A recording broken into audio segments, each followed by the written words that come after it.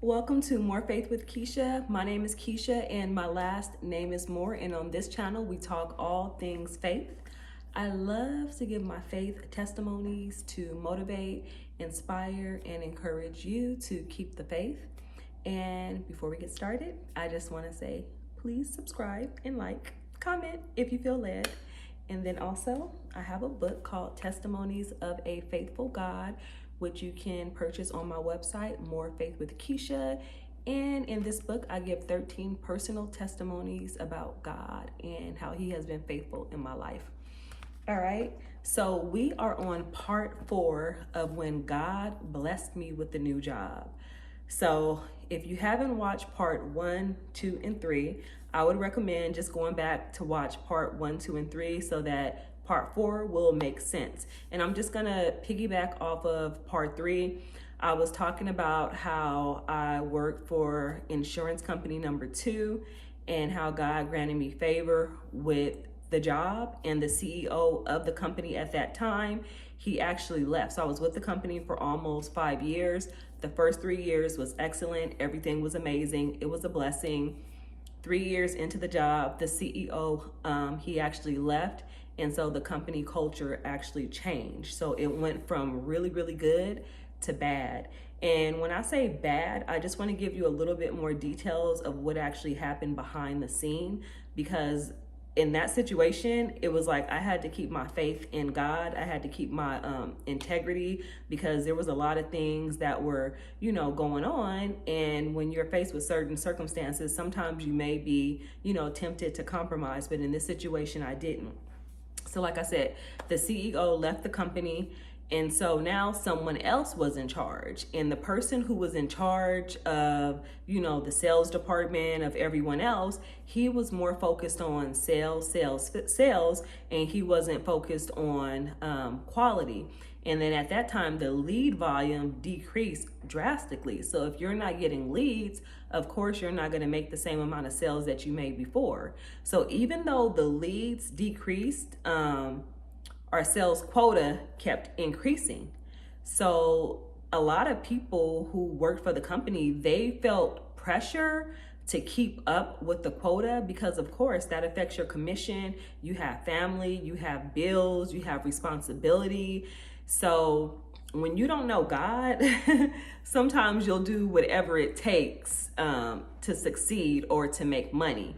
So I just started seeing maybe like 20 of the sales agents, I would say like 15 to 16 of those people were just compromising. I'm not going to go into details about what they were doing, but they were, doing things that wasn't 100% what they should be doing. And the person who was in charge, like, he didn't care. He just cared about numbers. He cared about making himself look good. So the people who were compromising, they're making all this commission. Their bonuses are just like, really big. Their paychecks are looking good.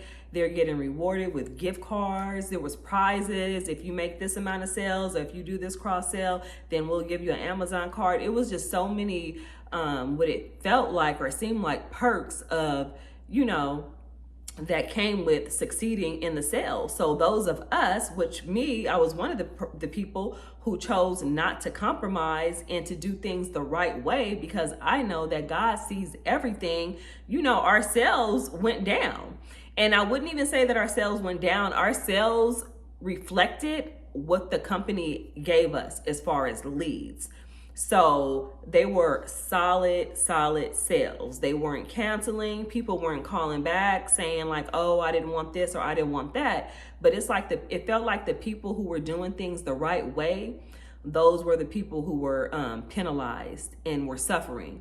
And the people who were doing things the wrong way, those were the people who were, getting rewarded and getting all this recognition. And in my mind, when I was working for the company, I'm thinking like, how are they not seeing this? Like, why is it that these people are being put on a pedestal because of the things that they're doing wrong?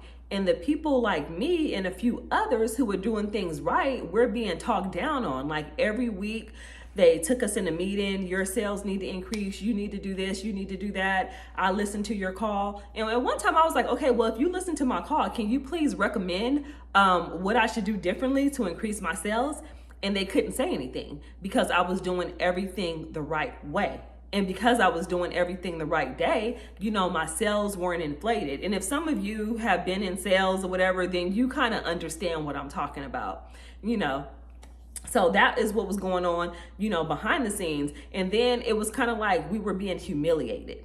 Those of us who chose not to compromise, we're being humiliated.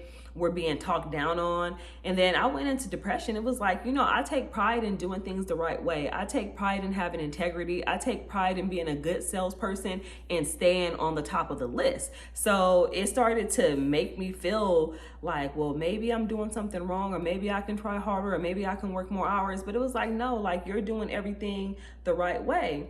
And there was one lady who worked in the corporate office. So we all knew whenever she came to visit, somebody was getting laid off. And let me just tell you how God worked, because I kept my integrity. Me and one of my other friends, we were like at the bottom, right? But we chose to do things God's way. So let's say, I'm just going to give a fake name. Let's just say her name was Christina. So whenever Christina came into the office, we already knew somebody was going to get laid off. So two days prior to her coming to the office, I get an email saying Christina wants to meet with you at this particular date in this particular time. I already knew what was up. My friend Amy, I'm sure she gets an email. Christina wants to meet with you at this particular day and time. It was actually the same day, and it was 30 minutes to an hour apart. So we knew that we were going to get laid off, right? And so we're texting each other like, did you get the email? And she's like, yeah. I'm like, I got the email. And then she was nervous.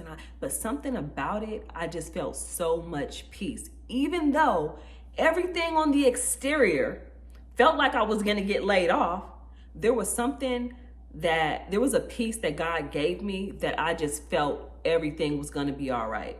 And I told her, I was like, girl, don't even trip. I was like, I don't know what it is, but I was like, God has our back. Like, it's all good, right? So the morning of, oh my gosh, this is how God works. So the morning of the day that we were supposed to meet with Christina, we get an email, right? A company email.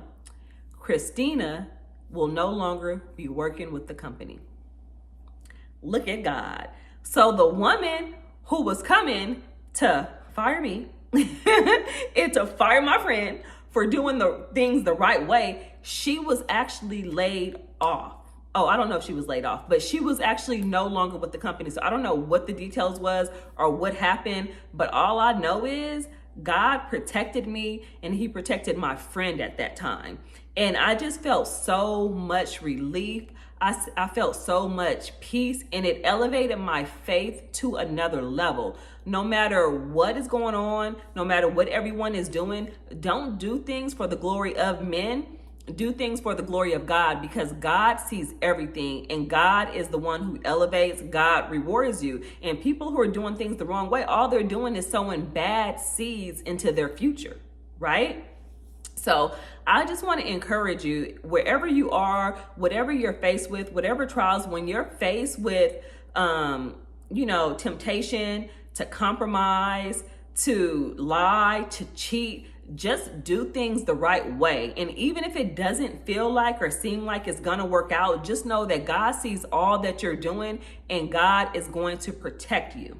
Okay? Because it's not worth it. And at the end of the day, like, I want to go home at night, and when I lay my head down on the pillow, like, I want to feel good about myself. I want to feel good about what I do. I want to feel good about helping people the right way, because when I'm calling businesses to, get insurance, to buy a home or whatever it is, I want the people that I'm working with to have the same integrity. So I don't want to sow those bad seeds where I'm doing things at my job and now I'm going to handle my business, and the person that I'm running into that same person and now my life is all messed up. Like, no, I didn't want to be that person. Like, I care about what God thinks about me. And, and it was hard. I'm not going to sit here and say like it was easy. No, it was really hard. And, it was humiliating because who wants to work for a company and you're at the bottom of the list? And then every week you're getting called into the manager's office because you're on probation. You need to increase your numbers. Like, no one wants to go through that and no one wants to feel that way. All right. So this is part 4 of when God blessed me with the new job. Now I'm going to record part 5 and stay tuned and look out for part 5 because everything that happened in part 4 and the CEO, because he knew me to be a person of integrity, that would open up the door for me to go somewhere bigger and better. So I just want to say, I love you. God loves you. Keep the faith. Bye.